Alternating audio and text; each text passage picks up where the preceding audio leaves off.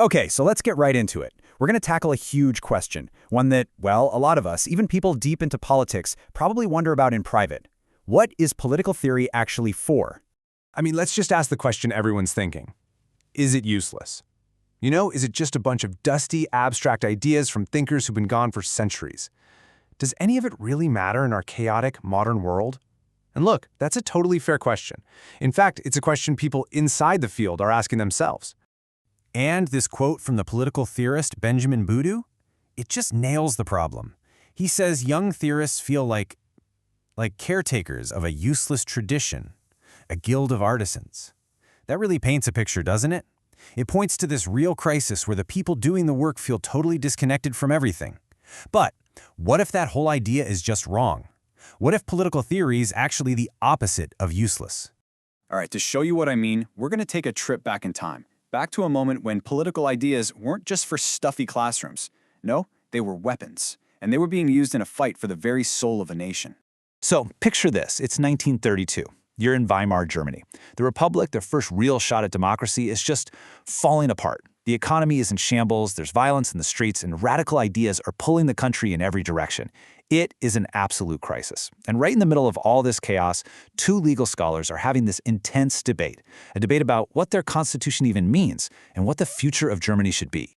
And really, this whole massive conflict kind of boils down to two completely opposite visions for the future. On one side, you've got Hermann Heller. He's arguing for something he calls the social Rechtsstaat, basically a state that uses its power for social good, for equality. His answer to the crisis? Spread the power out, give more of it to the people, to unions, to social groups. But then, on the other side, you have Carl Schmitt.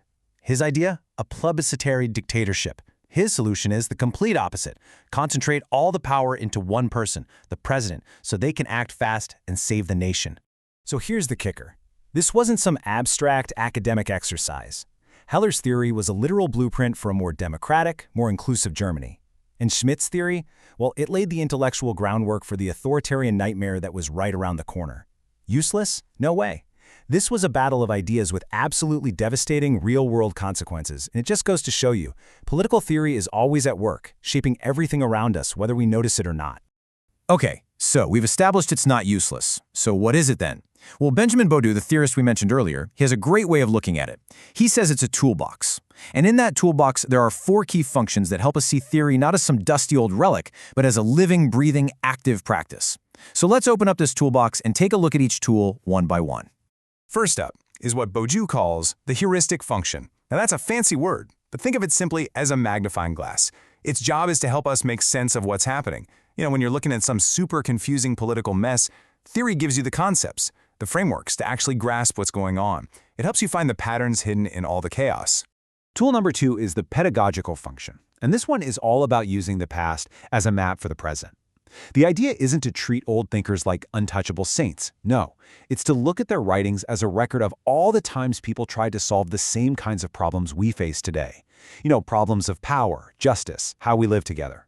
By studying their successes and failures, we can sharpen our own judgment and figure out how to navigate the world we're in right now.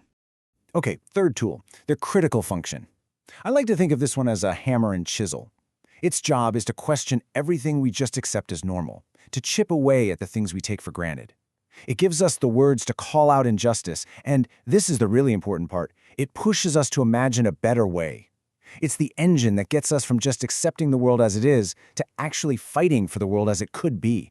And last but not least, we have the ethical function. This one is like our moral compass.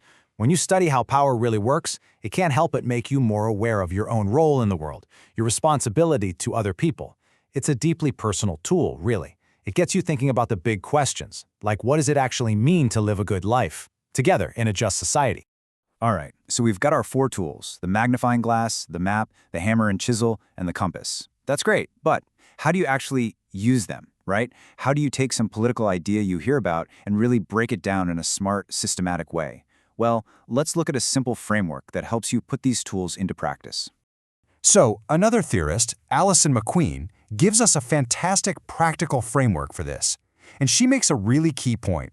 Truly evaluating a political argument isn't just about your gut reaction or whether you happen to agree with it. It's a skill. And the good news is, it's a skill that anyone can learn with the right approach. And her approach is basically a 3-step checklist. It's super clear. Step 1, check the logic. Does the argument actually make sense? Does the conclusion logically follow from the evidence they give you? Step 2, test the values. How does this idea line up with fundamental values we care about, like fairness or freedom or justice? And finally, step 3, assess the reality. Is this thing even practical? Could you actually implement this vision in the real world? See, it's a simple but really powerful checklist that takes you from just having a gut feeling to having a really solid, well-thought-out position. Okay, let's pull all these threads together. Let's talk about why any of this actually matters to you today, just trying to make sense of this crazy political world we live in. The biggest takeaway here is this. Political theory isn't some dusty, passive thing you just read about in a history book. It's an active, living set of tools. It's your kit for understanding the forces that are shaping your life, for critiquing those forces when they're not working, and for imagining and maybe even helping to build something much, much better. And that really brings us to this powerful quote from Joseph Schumpeter, which Budo highlights. This right here is kind of the whole point. To realize the relative validity of one's convictions and yet stand for them unflinchingly. What does that mean? It means knowing your view isn't the one and only absolute truth, but still having the courage and the good reasons to stand up for it. Being able to hold your beliefs firmly, but not blindly. That is what political theory, at its best, helps us do. So, I want to leave you with this one last thought to chew on. Think back to Carl Schmitt and how his ideas were actively shaping the fate of a nation. Now ask yourself, what are the big, powerful, maybe even invisible theories that are shaping our world right now? The ones behind the debates we have every day about freedom, about justice, about the economy. Because I promise you, once you learn how to look for them, you'll start seeing them absolutely everywhere.